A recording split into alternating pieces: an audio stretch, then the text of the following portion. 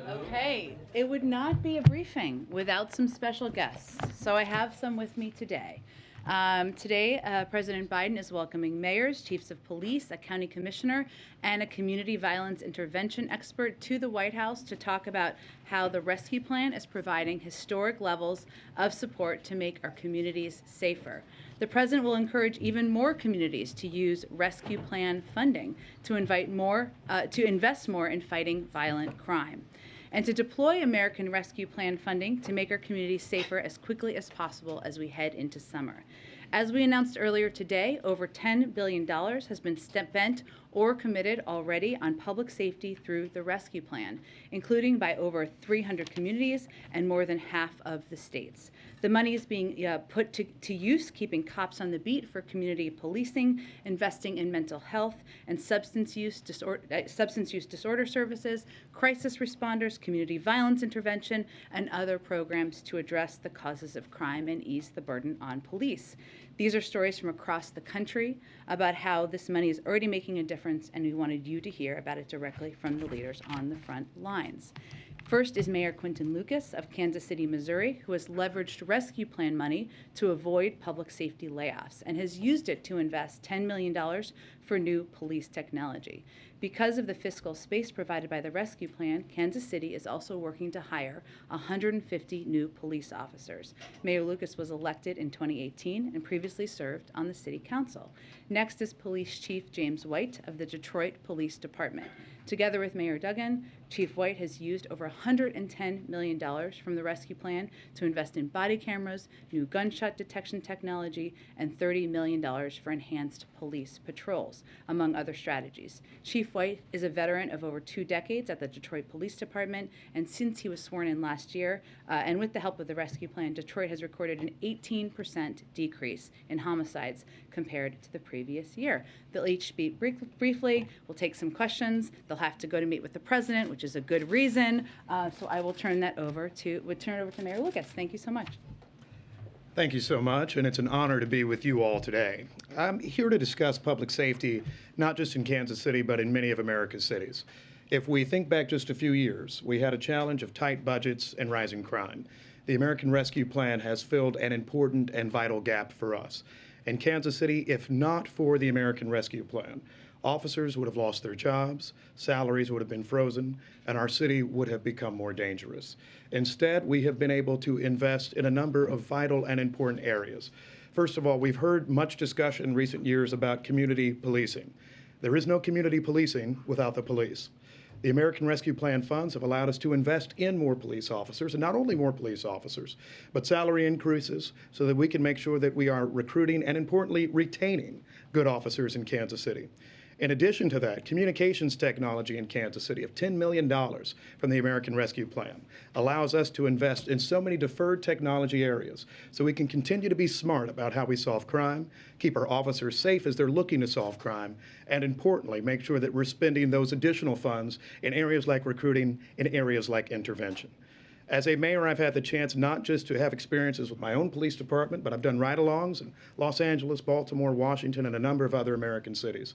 In each of those, you're hearing from people and mayors and leaders that are saying that this support has been key in terms of making our cities safer and making sure that everyone in our community has police officers, but has police officers who have the time and have the opportunity to get involved in our neighborhoods each and every day. So I thank the president for giving us this opportunity with the American Rescue Plan. I look forward to our conversation this afternoon, where we'll continue to talk about how we can work together, police, politicians, so many other folks, and Washington, in terms of making sure our cities stay safer, as we go into the summer. Thank you so much. Good afternoon, everyone. James White, Detroit Police Chief. I took the role of Police Chief in Detroit June 1st of last year after serving 24 years in the city of Detroit, having gone through bankruptcy in Detroit, retiring to take a job with the state, and then coming back to lead this great department of some of the hardest working men and women in law enforcement. Certainly a humbling and honoring experience for me.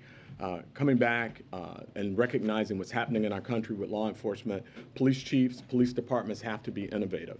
You cannot arrest your way out of crime. There has to be community services, community programming, mental health support, and a number of other different programs Having been an assistant chief at a time when Detroit went through bankruptcy and knowing what that felt like, I'd much rather be the chief when there's the type of investment that we see from the American Rescue Plan for cities like Detroit. It's enabled us to do a number of different things. Number one, put officers in high areas of crime, put officers around our city where we are looking at statistically gun violence being higher in those areas than in other areas in our city. But in addition, is to provide our officers with state-of-the-art training, being able to develop training protocols based on best practices and use our training facility and bring it up to standards that are necessary in this day and age in law enforcement, making sure that our officers are best equipped to deal with the programming and the issues that we're seeing in our community. One of the most exciting programs that we have is our crisis intervention training and our crisis intervention cars. When I took this role, we had crisis intervention officers in 3 of our precincts. I'm happy to say that today, as a result of the American Rescue Plan dollars, we're able to put it in 6 of our precincts. And by the end of the year, we're hopeful that we'll be in all 12 precincts. And what that does for us is provide a very specific layer of safety, not just for the officers, but for the citizens who are in mental health crisis, by having a trained mental health professional on that car with a trained officer who is trained in mental health intervention. Recognizing what they're looking at, recognizing what they're dealing with when they come upon someone who is in crisis and perhaps engaging in violence or erratic behavior, having those trained officers is an incredible layer of success and layer of equipment that we just did not have prior to this. And one last thing is the training facility and the opportunity to recruit. Right now in policing, recruiting is difficult, and having a state-of-the-art training facility and recruiting opportunity has been instrumental in what we're trying to accomplish in our city. So with that, thank you. All right, go ahead. Mayor, it's good to see you again. The Missouri General Assembly just passed a bill just now that increases the percentage of Kansas City's budget that needs to be spent on policing. What's your reaction to the bill, but more importantly, what's your reaction to them passing it while you're here on this very topic? I think it's always important to have locally driven solutions to local problems. I think that's why the American Rescue Plan was so helpful, money coming directly to cities and to states so we could solve public safety problems. I do not think necessarily that someone in outstate Missouri has better answers for policing than somebody in the core of Kansas City. And what we've been able to do, both with American Rescue Plan funding and our collaboration with folks at the state and federal level, is come to solutions like more officers that my friends in the legislature and the governor are asking for. And so I do not support anything that takes away our ability to work with our local police department and neighborhood leaders in terms of how we get to better solutions for violent crime. This administration has often talked about funding the police as crucial to not just lowering crime, but also for police reform. I heard talk about crisis intervention training, but did any of the ARP investments that you allocated also go towards implicit bias training or programs that require diversifying the rank and file or active bystander training? Anything that specifically goes towards accountability or oversight? Yeah, I'll take that. And so in Detroit, we're in the process right now of building out. I've just hired a diversity, equity, and inclusion director. We're constantly looking at our policies. It's enabled me to incorporate a number of different components of diversity, equity, and inclusion, which we already have, but just expanding out and recognizing that we can make improvements. We've been able to do that. Did that come from ARP funds? What it came from was the fact that we did not lose money or we didn't have a budgetary shortfall. So we were able to do some things without losing the dollars if we did not have the money. But that's essentially like you're talking about a coordinator, somebody that's hired on to. You're talking about really a process, because for us, it's for all of our officers. There's a coordinator, and then there's a programming from that coordinator that goes out department-wide. And do you see that as kind of the main method of accountability when it comes to ARP investments, or No. a program that enforces accountability? No, I mean, that's just one of many. When we talk about community engagement, we can't fight crime without our communities. Communities have to have trust. They have to believe in police officers. And certainly this is a time where police trust is super important. And so when you talk about transparency in policing, that's what these training opportunities provide us to look at best practices, to be innovative, and to work on transparency with community. Last one, Brian. Thank you. Just to follow up on that a bit, going forward, in your community and other communities like yours, what do you think is the most needed, underfunded need that you have going forward? Among everything, Yeah, among everything that we were just talking about. in terms of community trust, I think there was a reason that both of us have talked about recruiting and retaining officers. We want officers that actually have the time to be engaged in communities, time to actually interact with neighborhoods, times to get known by people in the neighborhood. In most cities in America, you're not catching people say, we want to get rid of all the police. In fact, I've caught very few people who have said that. They said they want the way they interact with police to be different. They want somebody who has time to do community interaction. That's why these investments, in my opinion, are so important, because then you build up community trust, which helps you solve crime. It helps you actually build the relationships that you need to long term. And so there's not a single kind of magic program that I think works in terms of getting to any of these issues. It's instead making sure that you're investing somewhat holistically in police departments, having enough officers so that you can address things like having an event at the community center, making sure there are people that are following up in neighborhoods, making sure that you have social workers in departments, which many of us have. And that's where these funds, I think, are largely helping us invest in areas where without them, we'd be laying off police officers, cutting social programs, cutting everything that's actually needed to get people to trust the police more. Do you have one more, Zeke? Go ahead. Thank you. We're sitting here, and violent crime, gun crime in particular, across the country is at an elevated level heading into the summer. We talked about the risk there. When you go to meet with the president in a few minutes, is there any specific requests that you have from him, from the federal government, for resources or tools that your department, your city need heading into the summer? Sure. I mean, certainly, we're only one part of the judicial process, right? I mean, we make the arrests. There's our courts, the prosecutor's office. We have a number of different needs. And then there's the intersection of crime with mental illness. And then we certainly recognize that, we have a literacy problem in our country. And so there are a number of different factors that drive crime. By the time someone commits a crime, there's a number of failed systems that has caused that to happen. So we're not going to simply arrest our last person and solve the problem. We have to do a lot of work. So I'll be talking about those types of investments, community support, which we've been able to do with our Ceasefire Detroit, and provide those community programming, because I think that's super important. Mental health is super important. Engaging the courts at a high level is super important, and certainly supporting police officers and making sure that they're properly trained in some of the areas that we've talked about today. Thank you, Mayor Lucas and Chief White, for joining us. Really appreciate it. Okay. Oh, here, I don't want you to. Here you go. I'm sorry. Oh, okay.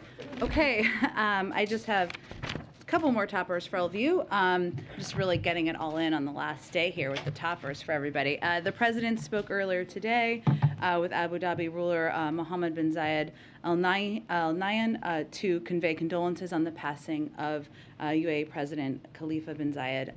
The two leaders agreed to honor Sheikh Khalifa's memory by continuing to strengthen ties between the governments and people of the United States and the UAE. I also wanted to provide an update on infant formula and where we are, and some updates on steps that we have taken. Yesterday, we announced a slate of actions to increase safe infant formula supply following Abbott's voluntary recall. The president also spoke to major retailers and manufacturers to hear about what they are doing and what they need to help increase availability. One of the top issues, the very top issue they asked us to act on, was getting states to increase WIC flexibility so they can get more formula on the shelves faster. Basically how it works now is each state has a contract with a manufacturer, whether it's Abbott or any of the other manufacturers, and they want flexibility so that they can, if you use WIC and you get WIC assistance, you can purchase any kind of infant formula.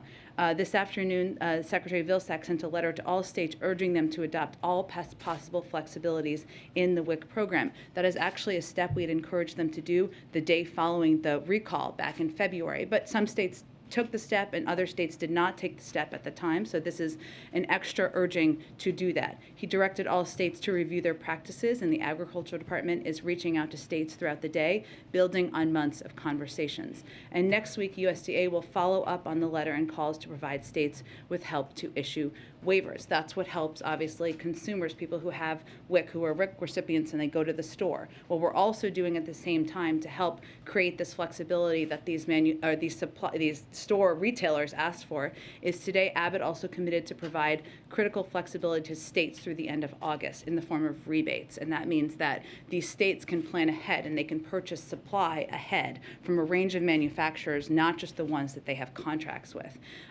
This means that families on WIC can purchase any available product in the months to come through August, and states and retailers can plan ahead, as I noted.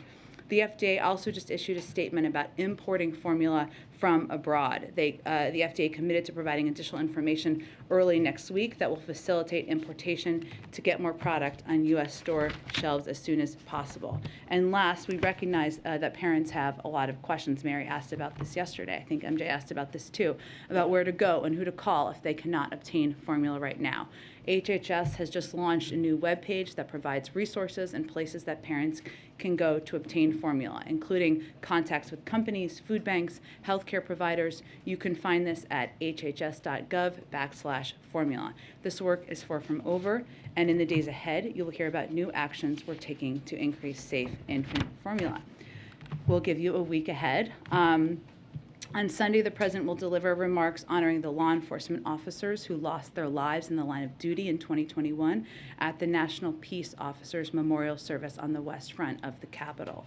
On Monday, the President will award Public Safety Officer Medals of Valor for extraordinary valor above and beyond the call of duty. Later in the day, the President will welcome the Prime Minister of Greece to the White House, where they will affirm our strong bilateral partnership and celebrate 201 years of Greek independence. The leaders will discuss ongoing efforts with allies and partners to support the people of Ukraine and impose economic costs on Russia for its unprovoked aggression.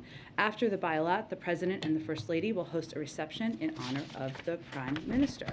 On Tuesday, the President and the First Lady will host a reception in the Rose Garden to celebrate Asian American, Native Hawaiian, and Pacific Islander Heritage Month. This month, we honor our diverse Asian American, Native Hawaiian, and Pacific Islander communities. While the rich histories, cultures, and struggles of the AA and NHPI communities may be different, their futures are woven together through a shared American experience. And finally, on Thursday, the President will depart for Seoul with many of you, South Korea, for his first trip to Asia as President. Karine and the team will have more to announce early next week, and National Security Advisor Jake Sullivan will join the briefing on Monday to preview the trip. And last thing I wanted to just say, so I have one more topper. This is my last briefing, and it is, Brian. And I wanted to start with a series of thank yous. I promised myself I wasn't going to get emotional. Whew. Okay. Thank you. I want to say thank you to the President and the First Lady. They entrusted me in serving in this role for the last 15 months. And I've talked about this a little bit before, but during my first conversation with them, which was in November of 2020 after the election, I was very nervous when I went to see them in Delaware. And really what we talked about for the majority of our conversation was the importance of returning integrity, respect, and civility to the White House. The small sliver of my job here in engaging with all of you, that doesn't not mean that we haven't let our Irish side show, mine and the President's as well, from time to time. I recognize that. But on my best days, and as I look back, I hope I followed the example of integrity and grace that they have set for all of us and do set for all of us every day. And I'm incredibly grateful to them. I'm not going to get everyone here, but I want to thank, there is a Biden family that is extended and expanded far beyond the Biden named family, and that includes people who have worked with the president and for the president for many years. Ron, Anita, Bruce, Cedric, Kate, J.O.D., Donald and Rochetti, Susan Deese, Jake, Evan, Annie, Elizabeth Alexander. There's so many others. And the reason I mention them is because part of my job, or anyone's job in this role, is to represent and talk about the policies and the work of any administration. They have integrity, grit, commitment to trying, even on the hardest days and worst days, to make the world better for the American people. And I am very grateful to them. Now, I'm not going to cry about the press team. Whew. Okay. Thank you to the press team. Many of them are here. Some of them are not here because they are taking much needed days off. It has nothing to do with me personally, I promise. But you all know a lot of them. For those who don't know them, they are incredibly tough, smart, hardworking, and deeply, deeply good human beings, deeply good public servants. And, people always ask me, and I'm sure you guys get asked this too, about whether Washington is rotten, whether everybody is corrupt here and, nothing good happens and we all just argue with each other. And I, having done this job, believe the absolute opposite is true, because I have worked with and engaged with all of these incredible people across the administration and this amazing team, many of whom are here that I get to work with every day. And as I said about Karine last week, these people are already the stars of the team, but they're going to be shining stars in the future, and I'll miss them a lot. Okay, whew, I promised myself I was going to keep it together. I'm not. This is the last part of this. I want to thank all of you in this room. You have challenged me, you have pushed me, you have debated me, and at times we have disagreed. That is democracy in action. That is it working. Without accountability, without debate, government is not as strong. And you all play an incredibly pivotal role. Thank you for what you do. Thank you for making me better. Most importantly, thank you for the work every day you do to make this country stronger. And I am very grateful to all of you as well. So thank you for your role and to the role of your colleagues here and around the world. Okay. With that, Zeke, go ahead. Thank you, Jen. And we wish you well. Hope you enjoy a little bit of Can I do one more thank you? Because my husband is here, and I think anybody who is married with kids knows that without a remarkable spouse, you would never be able to do it. I know many of you have kids. I'm just looking at Ashley, Ed, Mary, so many, MJ, and he has not only been a supporter, an advocate of mine, but he is an incredible partner and dad, and I wouldn't be here without him. Okay, go ahead. Now let's talk about serious issues. Go ahead. I have a suggestion today. Thanks, Jen. Could you talk? Why don't you take questions from across the room? Jen, I have a suggestion today for your last press briefing. Why don't you take questions from across the room? He suggested the administration has been aware Because that's of the what you've formula not been shortage able for to do for the some past months 15 now. months. Is there a reason why the administration waited until this week, once the issue was in the public, in the limelight, to take some of these actions that you discussed? There's clearly that website. Those are resources that people might benefit from greatly over the last several weeks and months. Well, Zeke, we have not waited to take action. So what we have done since the day after the recall was announced, we actually took steps working with these producers and working with states to ensure both, one, we were pushing states and encouraging them to expand flexibility as it relates to WIC, which is, again, the biggest ask of most people we talk to. And then we've been working with manufacturers. And that has resulted in Gerber increasing production by 50%, on Ricketts increasing production by 30%, and over the last 4 weeks, more production of formula than there was in the 4 weeks prior, and in comparison with last year. This is all work that has been underway for the last several months since this recall was enacted. On the website, this is a website, we saw the need, of course, over the last 24 hours as people had questions and they needed more information. We wanted to make it readily available and accessible to people. But prior to that period of time, we had not seen, obviously, what we've seen over the last few days.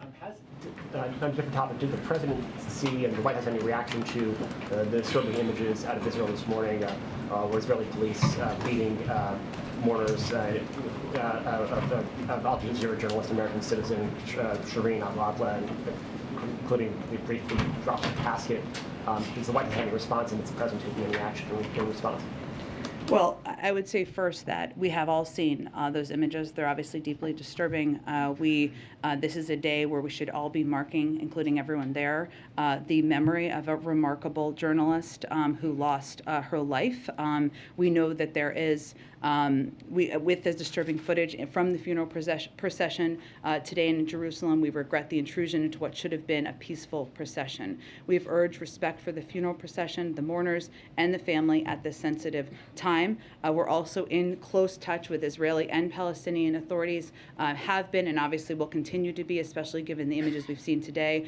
We're not currently involved in any of the investigation, but we are working to bridge cooperation and available to provide assistance as needed. Finally, is there a reason why the president's meeting with King Abdullah this morning was not open to the press? Usually the president's meeting with foreign leaders are open to not ask questions. Understand completely. It's a private meeting. It wasn't meant to be a bilateral meeting of discussion. They've known each other for some time. Go ahead. Can I ask Thank you you. a question from Back the on back? the issue of the formula Jen, shortage. can I ask you a question from the Please back? stop. I understand, but for 15 Please show months some you have respect. not On the had issue of formula. and I'm Thank saying you. that for Sir, the sake of equity, we should First of all, have thank you pressure for your across service the and room. thank you for your That's what I'm husband for his saying. service as well. It On the doesn't issue make of sense to formula, preach I equity think outside, if but anything, inside this the crisis briefing has room, reminded we can everyone have that this is questions. Simon, not if you could respect your colleagues and other media and reporters in here, that would be greatly appreciated. He's not Go being ahead, Mary. question for 15 If months. anything, That's what I'm this- asking you. Sir, If you can please, spread the if question anything, this from has reminded, I think, the entire and country all and the of us world at that the this back is not be a able to luxury ask item, but an questions. essential. Not today. Thank you. Not today. Formula is not a luxury item, it is an essential. It is something that families across the country rely on. Is this such a valuable commodity that the president thinks that we need some kind of backstop, some ability to surge in the way that we do for other essential items, perhaps even some kind of stockpile? Well, I would say there have been discussion, and some members of Congress have raised questions, say, of the Defense Production Act, which that would be something which is on the table. We've not made a decision about, but would help address issues over the long term. What we are doing here is we're trying to ensure that states and others can plan over the long term, as in the coming months. But it is certainly a reminder that not only do we need to continue to work closely with manufacturers, continue to work closely with retailers and providers, but ensure that everybody knows what they can do to get access over the longer term. There's not a discussion of a stockpile. What we need to do is ensure we are addressing any issues in the supply chain and addressing any issues with speeding up manufacturing. You mentioned the Defense Production Act, and forgive me if I'm not understanding how this works, Sure. but how would that actually work? Because you say you're exploring it, but it seems that the issue here is really not having enough manufacturing capacity. So is it really a matter of just looking for other sites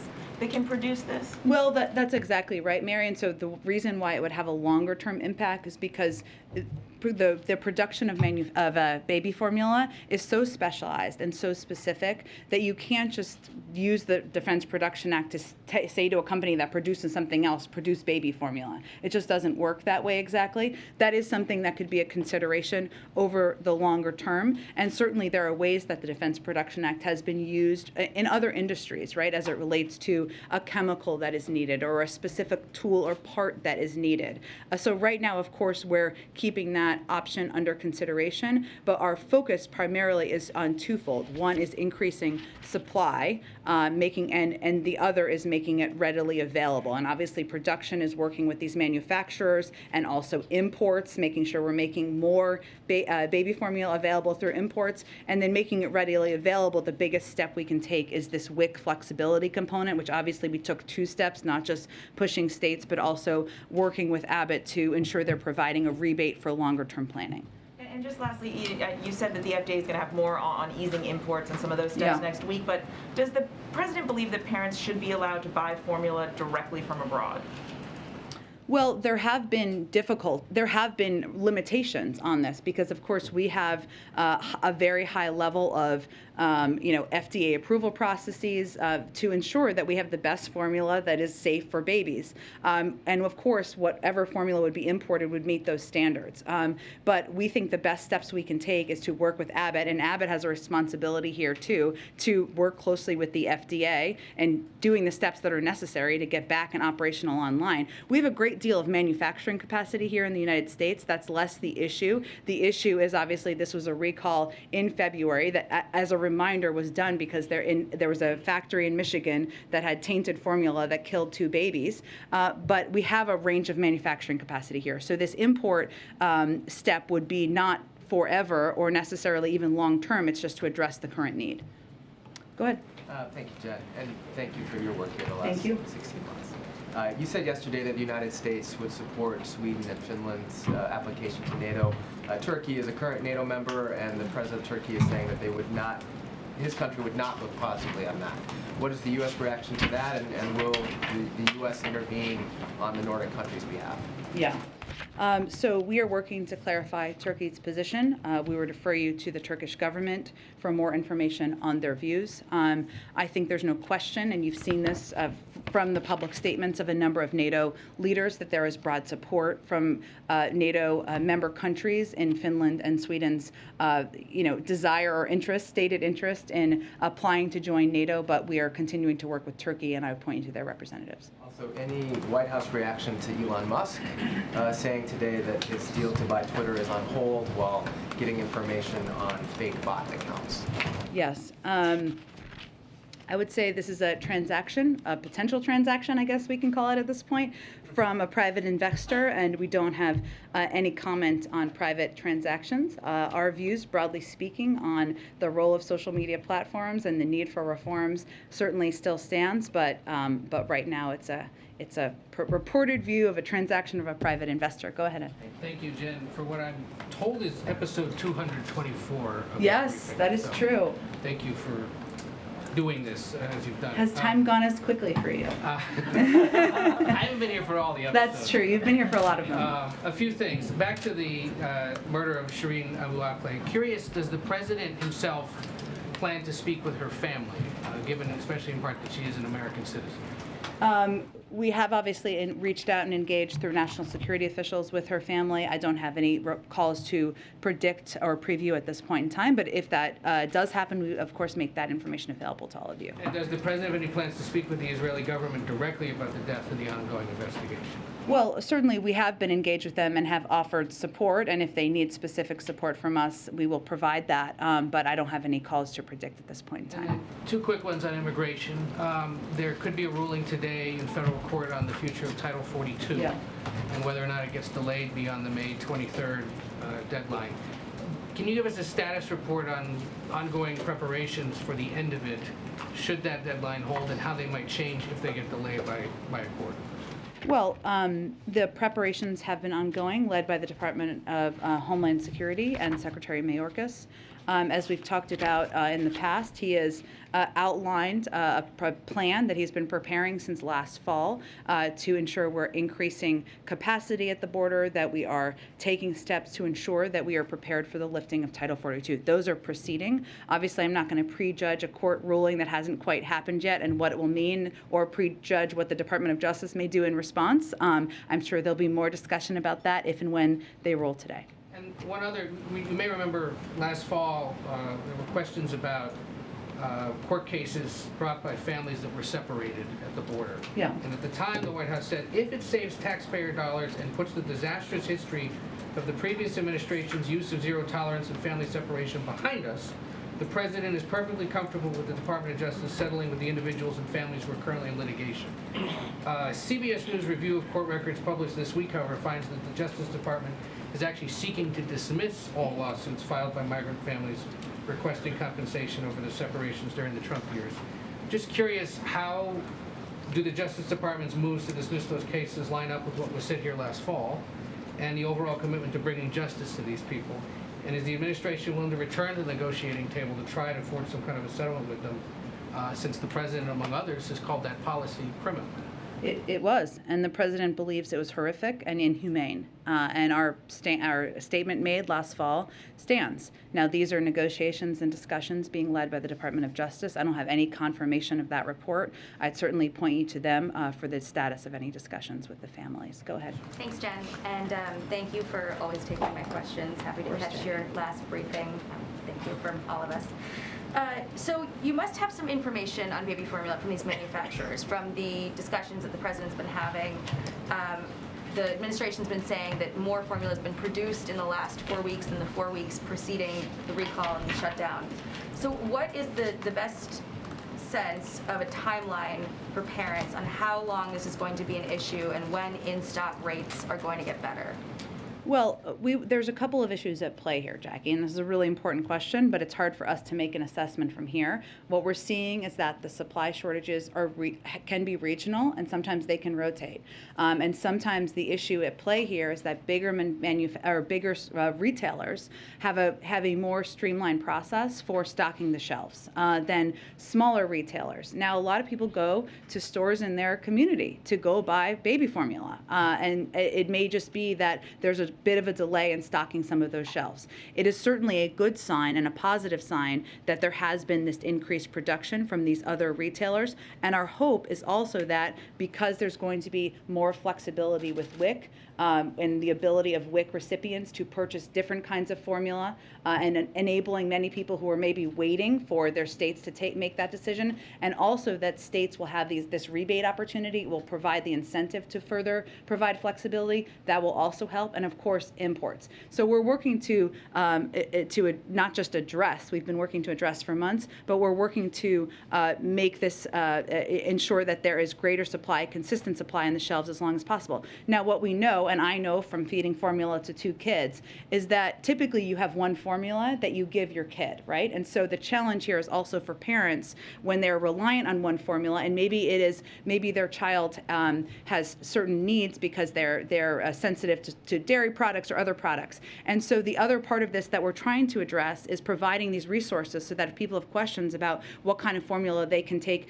as an alternative, like the ones that will be imported are not necessarily formulas that people know, but there may be ones that are parallel to the formulas that people are taking or giving to their children. So we are working on every lever here to expedite addressing this and to ensure that when mothers go to the grocery stores in the coming weeks, that they will see the shelf stocked. And I did just go through the HHS website that you guys put out. And one of the suggestions for emergency situations would be to call your pediatrician, see if they have in-store samples or in-office samples, or go to the local food pantry. Clearly, you've outlined this as, there's going to be a range of sort of timelines depending on where you live in the country and where you shop. But say for big box stores, I mean the Walmarts and Giants and Kroger's, can you give us sort of a ballpark window for just realistically how many weeks or months parents are going to be having trouble finding it, or in-stock rates would start to improve? Let me first say that the reason we suggest calling your pediatrician is because of this question I just touched on. Because when you're feeding your child formula, typically they don't recommend changing formula necessarily, but there are ways to do it. And if your child has specific needs or is intolerant to certain ingredients, a pediatrician can help advise on that. But obviously there are a lot of other resources through public health sites as well. I would say for the bigger retailers, some of whom the president spoke with yesterday, their number one biggest ask was the flexibility on WIC.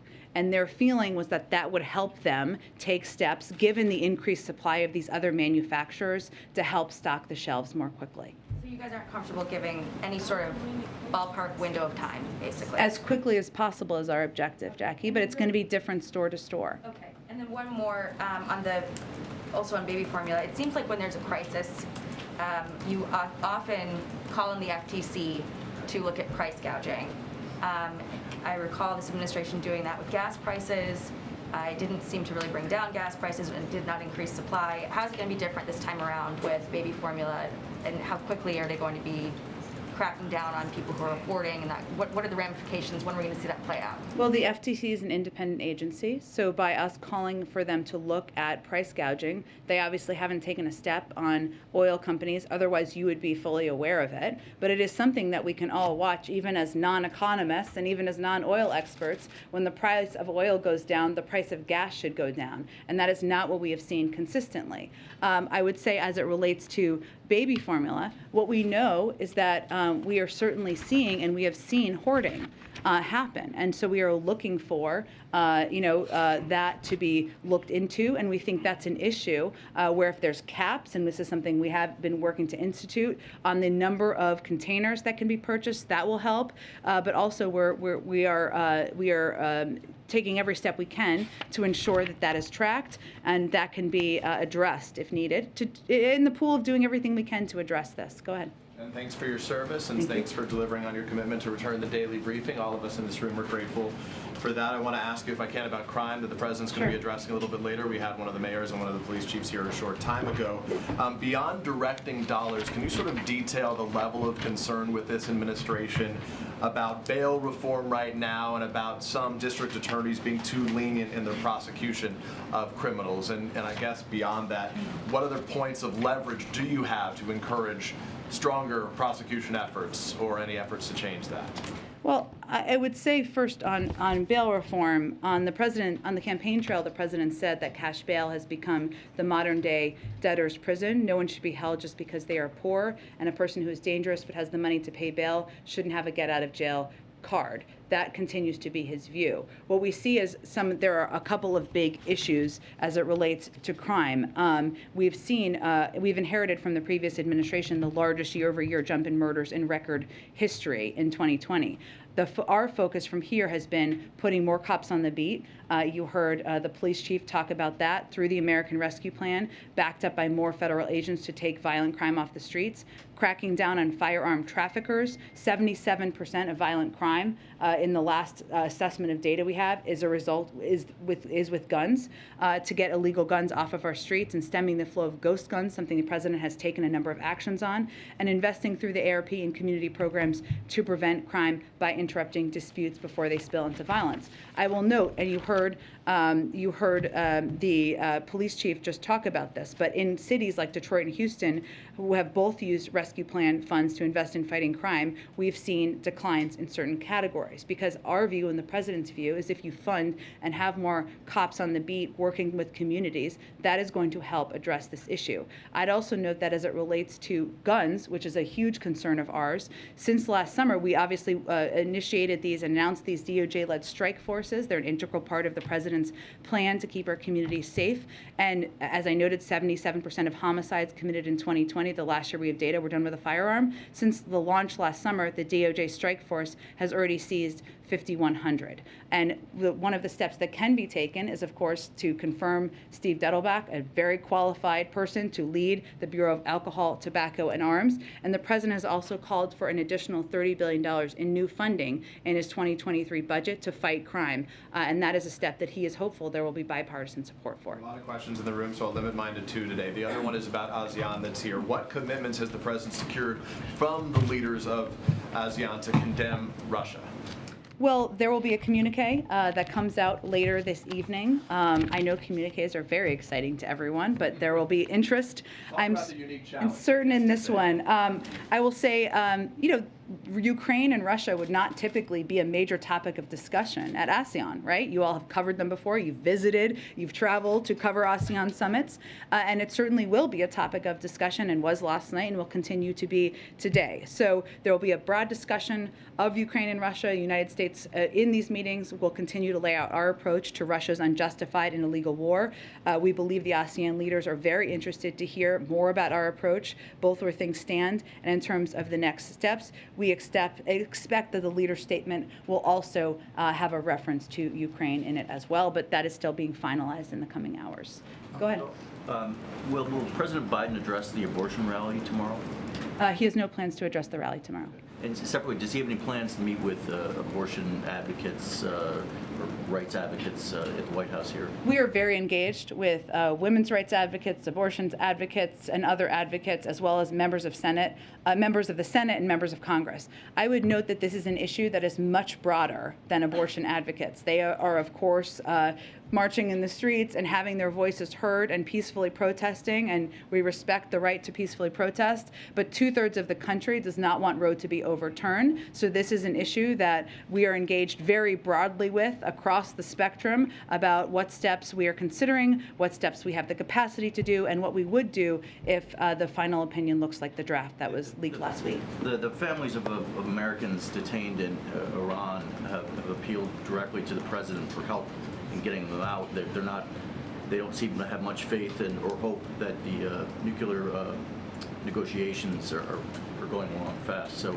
is he receptive to that? Is there an effort ongoing to free those people? There is an ongoing effort led by our negotiating team from the State Department to bring every American home who is detained or held in a country and wants to be, of course, home with their families.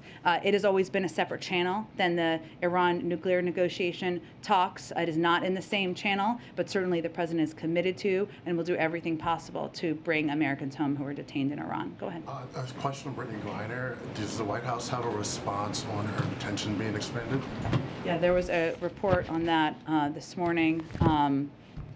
So I would say first that, while we don't have a comment on this specific development, I would just reiterate that the Russian system wrongfully detained Ms. Griner.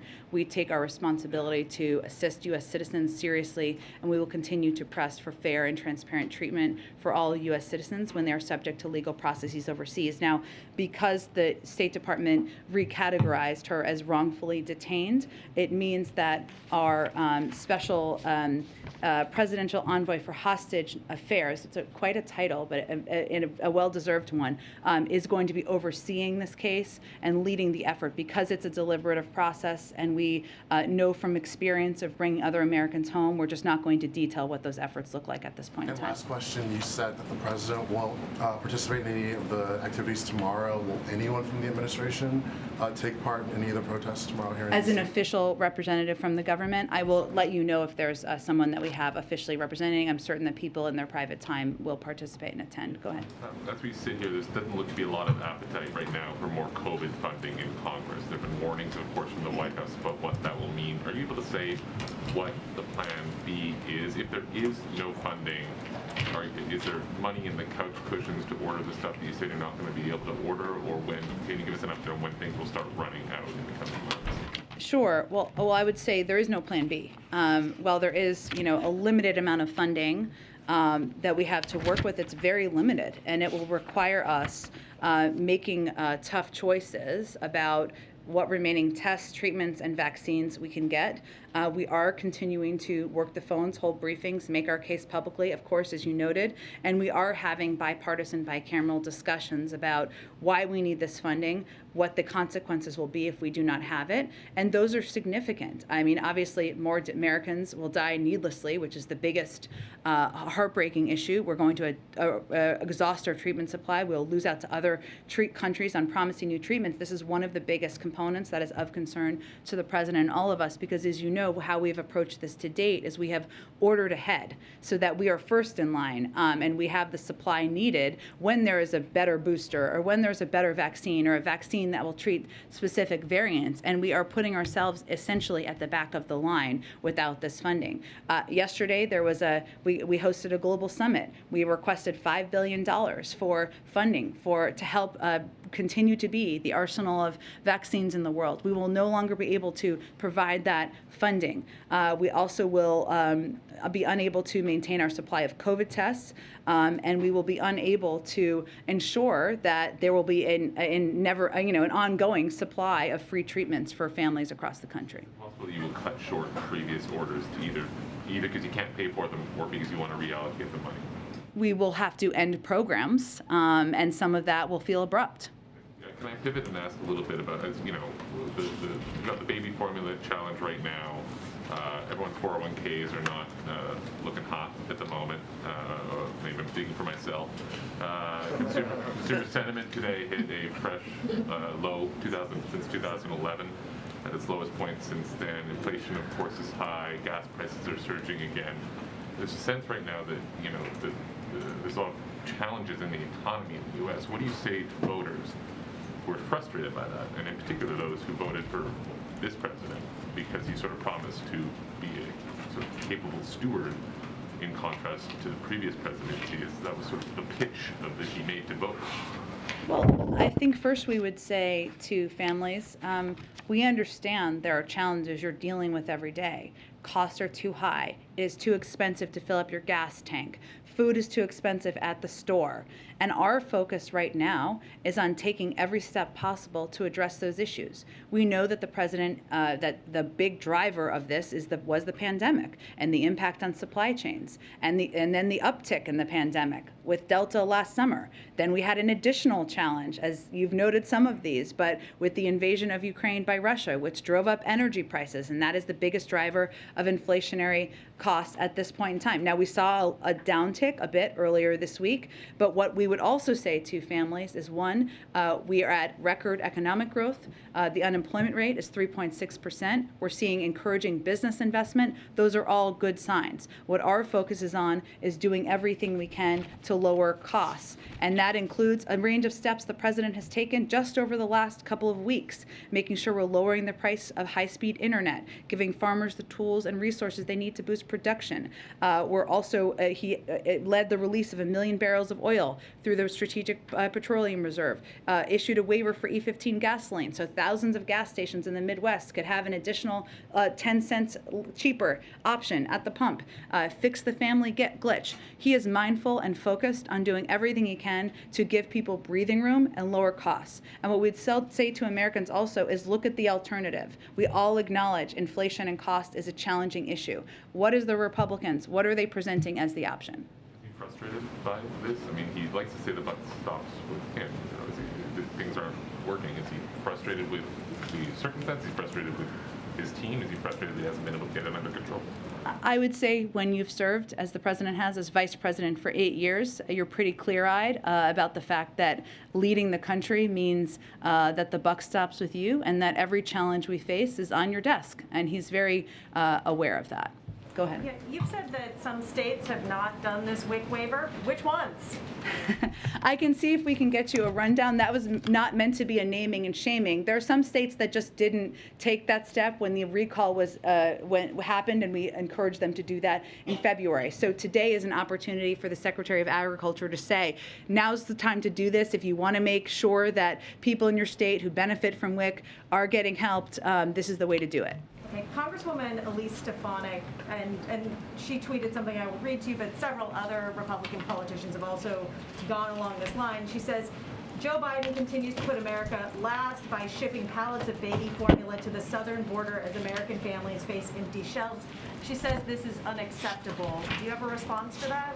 Well, we do like facts here, so let me just give you a little sense of the facts on this one. There's something called the Flores settlement, which she may or may not be aware of, that's been in place since 1997. It requires adequate food and elsewhere specifies age appropriateness, hence formula for kids under the age of 1.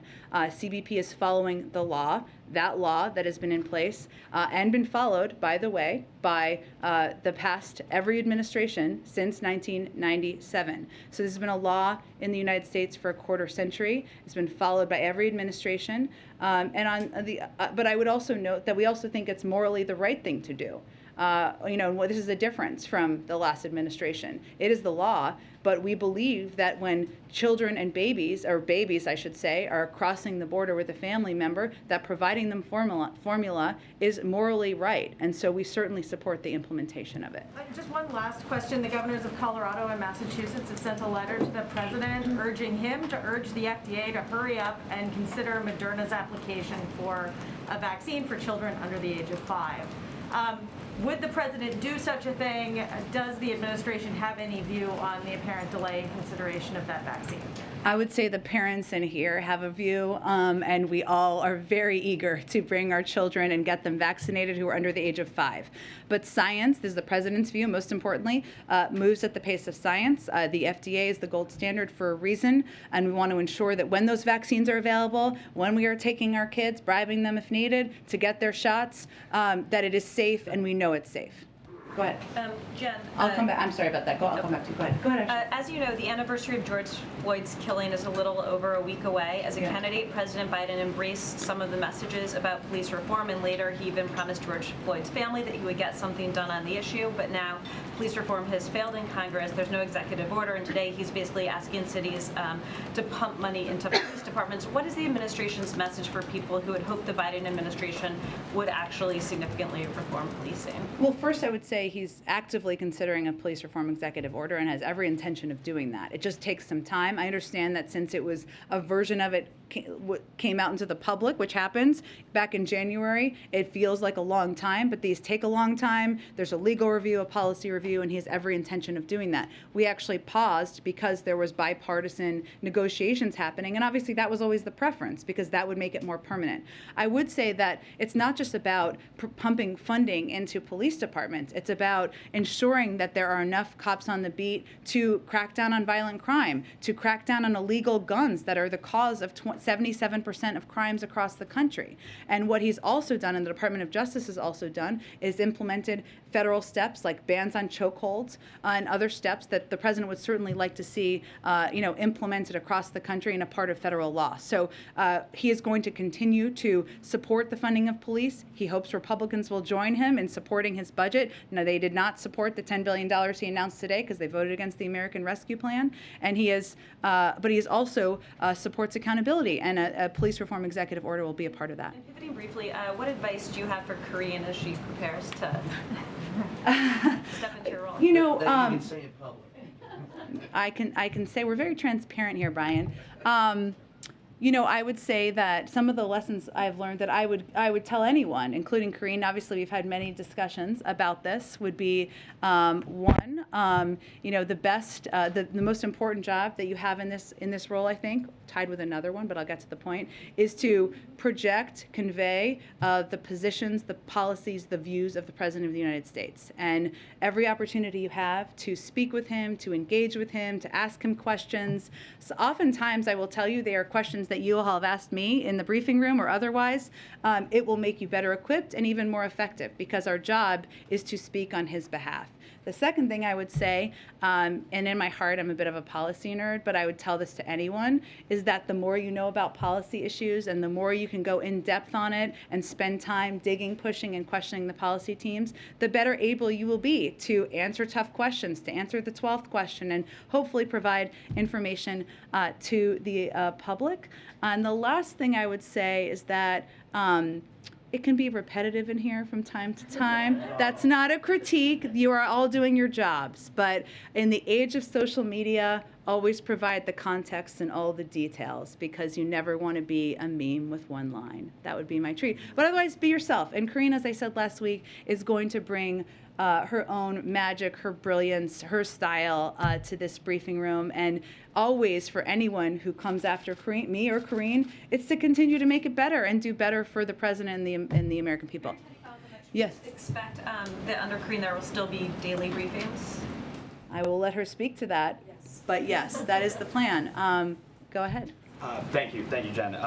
The $10 billion that's being announced today, where does the president and the White House does the president see that as something to kind of celebrate? When I look at the original pool and I realize it's an initial tranche of $350 billion, and I know there's different kind of competing priorities here, I'm wondering if the White House sees today as sort of another call to action to states to spend even more on police departments? That's part of it. Or is this kind of saying, is he impressed by that they've already spent all this money? Well, I would say part of it is he thinks that it's important that it has been spent, and we have seen the impact of it in some states, that I mentioned, Detroit and Houston, for example.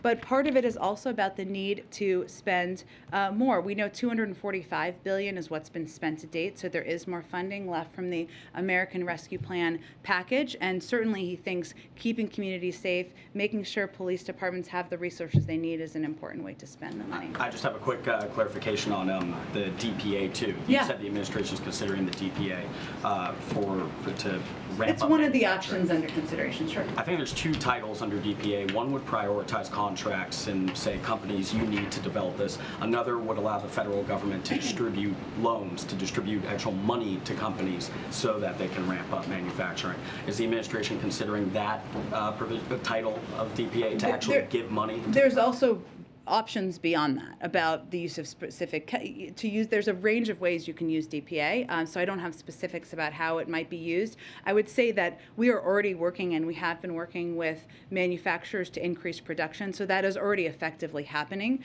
And the challenge, which I mentioned before with baby formula, is that it's complex, and you can't just say to a manufacturing facility that makes cereal, you need to make baby formula now. So it's a bit challenging and different in that regard, but it is an option. There are a range of utilities and ways you can use it, and it remains under consideration. You said it's already happening. It's already happening. Title III is already happening? No. We're already working with manufacturers to increase production. So that's one of the the aspects, or one of the ways to use DPA, but we're already doing that effectively. So that was the point I was making. Go ahead. Hey, Jen. Thank you. The FDA commissioner a little while ago said that he intends to announce plans next week to help streamline the import of baby formula into the U.S. Is there anything you can preview for us on that front, and maybe explain some of the hurdles that currently exist that this process would be fixing? Sure. Well, right now, every kind of baby formula that's made in other countries is not allowed to be imported here necessarily. So it's cutting red tape and easing those restrictions. Now, as I noted a little bit earlier, what that may mean is that when moms go to the grocery store, they may see a form of baby formula that they have not seen before, and they may have questions about what that is and can I feed it to my baby. That's why we have a range of resources and hotlines that people can call to get those questions answered. But overall, what it's trying to do is provide more supply so that there can be a range of options and a range of supply on shelves, so that mothers don't have to fear not being able to have formula to feed their children. And I know you said that the administration has been on top of this issue since this issue emerged with the Abbott plant back in February, and you've been working on this issue since then. So can you explain why something like this, in terms of streamlining the import of products, wasn't done sooner, wasn't done before parents arrived at the supermarket to find empty shelves? Well, we believe that part of what's happening right now is that there was supply that a lot of the larger retailers had, and it was kind of 6 to 8 weeks where they had that supply and they haven't been able to restock it quickly enough. But we would not be where we are with Gerber increasing production by 50% or Ricketts increasing production by 30% had we not been working on this from the beginning. And I would note that what the retailer said yesterday they need the most is these flexibility on WIC, because that's where they see the challenges coming up. So that is actually something we did the day after, and something that we're continuing to push states to do. Is there more you think you could have done sooner? Well, look, hindsight is always 20/20, but I would say that we have, what's important to note, as much as this wasn't being reported on because people were not seeing shortages at the stores as much, there was an announced recall back in February, right? And there were steps we have been taking every single day since then, with the FDA in the lead, to help address any potential shortage. And lastly, just a quick follow-up on your comments about the images we saw in Israel today. You said that you called these images deeply disturbing of Israeli police beating mourners who were carrying this casket. You said that we regret the intrusion. Do you condemn these actions by Israeli forces, and do you believe that they had any justification for actually beating these mourners and these pallbearers as we saw in these images? I think when we said they were disturbing, we obviously were not justifying them, but I think I will leave my comments at what I said. Go ahead. Thank you, Jen. I wanted to ask 2 quick policy questions here. On the House floor earlier today, the Democratic Majority Leader, Steny Hoyer, said, quote, "It is unfortunate that in a time of war that we spend all the time blaming our own president." Just a clarification, it's not the White House's belief that we're at war or we're engaged in any kind of conflict? I think I did not see the full context of his comments. What I'm betting he was referring to was the war happening in Ukraine with Russia, that obviously the U.S. has a stake in, given the amount of military, humanitarian, economic assistance we've provided. And as I've said before, of course, the Ukrainians deserve the greatest accolades for their bravery and their courage, but the American people also deserve a lot of gratitude for their sacrifices and their support of this war. And then one more. The president supports the Women's Health Protection Act, which did not pass in the Senate, and of course that would codify Roe. but it would also go beyond that. Some opponents, like Senator Susan Collins, have pointed out that by codifying a federal right to abortion, the bill would necessarily strike down some state laws restricting certain procedures, for instance, banning sex-selective abortions and laws that require parental notifications for minors seeking an abortion. So should we read into the president's support of that legislation that he also supports overturning state laws that would ban sex-selective abortions or require parental notifications? The president believes in codifying Roe, and there are a range of ways to do that through Congress. That's not an answer to the specific policy question. Where is the president on these specific restrictions? No one here doubts the president supports Roe v. Wade and codifying it, but there's allegations that this proposed bill goes farther. So where does he stand on this specific? The bill failed. The president supports the bill. Go ahead. Jen, thank you. Go ahead, Nadia. Go ahead, Nadia, and then I'll go to you, Ed. Ladies Thank you, first. Jen. Thank you, Jen, and thank you for your service, and good luck with your Thank you. I have a question and a follow-up. On the question, the Russian ambassador to Vienna said today that under different circumstances, Russia probably could have provided its good offices to the two sides, but not now, referring to the Iran talks. And the EU chief, foreign policy chief, said that there is enough positivity for the talks to resume. Do you believe that Russia is an obstacle to going back to the deal? And do you think that there is actually a chance that we can go back to it? Well, I would say that our view on the deal is that Iran needs to decide whether it is going to continue to insist on extraneous conditions and whether it wants to conclude a deal or not. We believe that concluding a deal would serve all sides' interests. But while we have certainly condemned the actions of Russia in Ukraine and the actions of a war criminal in invading Ukraine are the biggest obstacle to an Iran deal moving forward is Iran. And I want to follow up with my colleagues mentioned about Shireen Abu Akleh. And I want to emphasize she is an American citizen. Yes. You know, when American journalists are killed in Ukraine, nobody waits for investigation. They pinpoint their, hands to the Russians. Why Israel get away with this? Why not calling for an independent inquiry? Since Palestinians do not believe that Israel is capable of investigating itself. I mean, this journalist was fully covered in a vest, in a helmet, yet she was targeted under the ear. That means it's a professional job by a sniper. And many people believe that it was an Israeli soldier who shot her. Well, as we understand it, there are investigations by both sides. We've offered our assistance to the Israelis, to the Palestinians, and we're prepared to provide that should they want it. Go ahead. Thanks, Jen. Two questions. One, do you have a comment on the Texas Supreme Court ruling allowing state officials to conduct abusive investigations of parents of transgender kids? I've not looked into the specific court case, but I would tell you that any efforts to discriminate against, to bully, to put transgender kids at risk would be something we would oppose. But I would have to check out more about the specific court case. On the Summit of the Americas, you've mentioned it a couple times that invitations have not gone out yet. Yeah. It is assumed that the president of Mexico, the president of Brazil are invited. You recognize Juan Guaido as the interim president of Venezuela. Why is it not assumed he's getting invited? Why the mystery?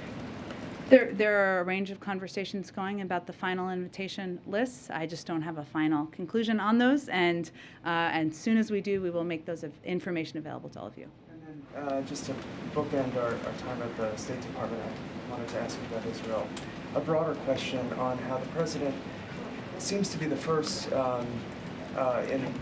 in the modern era not to put quite an emphasis on solving the Israeli-Palestinian conflict. He has not appointed a special envoy for the conflict. He has assigned the portfolio to a top administration official. What should we read into that? What priority is it of his, especially as we see these images coming out of Jerusalem today, to personally get involved in dialogue? I would say first, as it's always been the case, any envoy would be working out of the State Department. It was the case when I was at the State Department, and we knew each other there.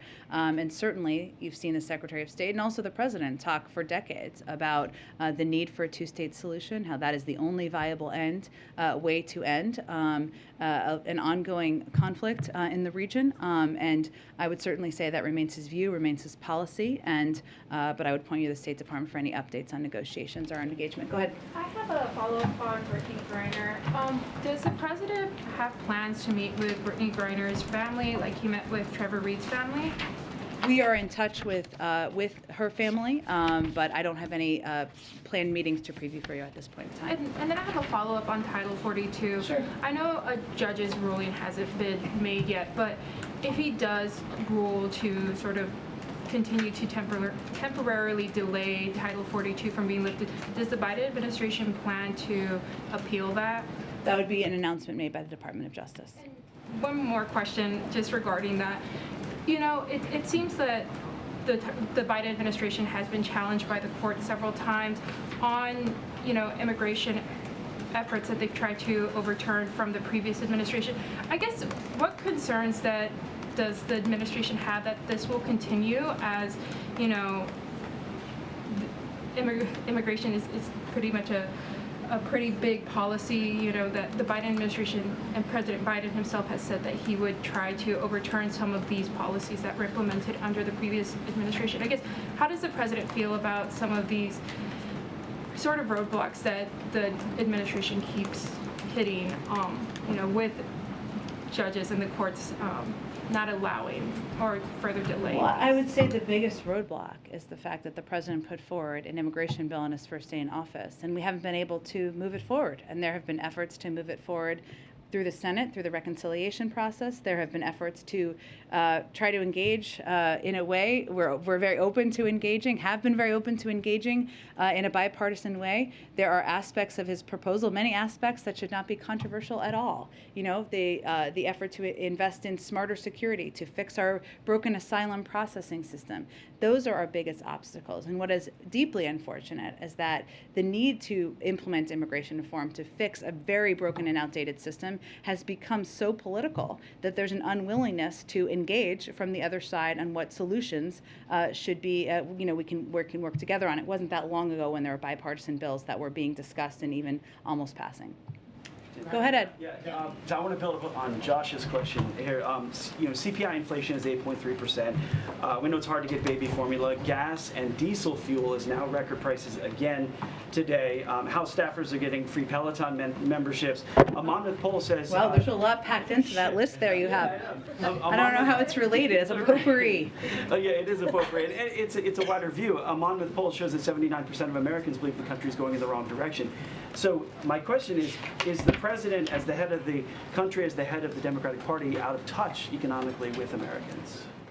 Well, there was a lot packed in there, and I'm not entirely sure the root of your question, but I will do my best. I would say first, the president's top priority, and you heard him say this the other day, is addressing costs and addressing inflation for the American people. And he laid out a specific plan to do exactly that. And he has taken a number of steps to do exactly that, including lowering the cost of the internet, ensuring we're taking every step we can to bring down the cost of gas, taking steps to ease the supply chain, something he's been working on from his first day in office. And he has proposed and advocated for and continue to fight for a reconciliation package that will lower significant costs for the American people. I would say the contrast here is what the other side is offering, which, as you've heard me say many times, but it's worth repeating, is a plan by Chairman Scott that would raise costs on 175 million Americans who make less than $100,000. So I would say for the American people, what they can know and understand is we all agree inflation is an issue. We all agree costs are too high. The question is who has a plan to address it. But on gas specifically, the Interior Secretary testified before the House Appropriations Committee that there was no plan to go forward with a 5-year plan for oil drilling in the Gulf. They need that plan in order to open up leases down the road for that. We saw the Department of Interior cancel a lease sale. So are there signals to bring down gas prices. Well, we know the Department of Interior made quite clear that they canceled the Cook Inlet project because there was a lack of industry interest. That's not actually the issue. The issue, if we take a step back, is that leasing and production offshore is a lengthier process, taking up to 10 years. Of the more than 10.9 million offshore acres currently under lease, industry is not producing on 8.26 million acres. That's 75% that is non-producing. Of the 24.9 million onshore acres under lease, industry is not producing on 12.3 million. That's almost 50%. And there are almost 9,000 onshore permits. The issue is not permits. There are plenty of places for oil companies to drill on. They're not. That is the issue. Go ahead. Thank you, Jen. Okay, go ahead, Patsy. Thank you, Jen. Thank you for your service and good luck for your next Thank you. endeavor. I have two questions on the U.S.-ASEAN summit. As I understand, there are no bilaterals scheduled with the president, but he did have quick private time, as we were told, with each of the leaders. I have two questions on that. Did the president use the opportunity for his private time to press Indonesian President Joko Widodo to disinvite President Putin from the G20 summit? That's number one. And number two, which leader did he specifically press on human rights, if any? The president never holds back in raising human rights issues. I don't know how long these brief pull-asides were, so I don't know the range of topics that were discussed. And certainly his publicly stated position is that it should not be business as usual at the G20, which is 6 months away, and that he does not, and he believes that President Putin should not be a part of that. Okay. Up on the human rights, though, Jen, there's a lot of criticism coming out from human rights activists that the White House hasn't been strong enough in terms of condemning some of the human rights concerns in the Southeast Asian countries. And you've given out statements on the initiatives, you've given out statements on maritime security, in terms of regional security, maritime cooperation, but nothing so far on human rights. So how does the administration I stated very clearly the other day on Cambodia that we had past concerns about human rights. We have made those clear, and we never hesitate to raise concerns about human rights when warranted.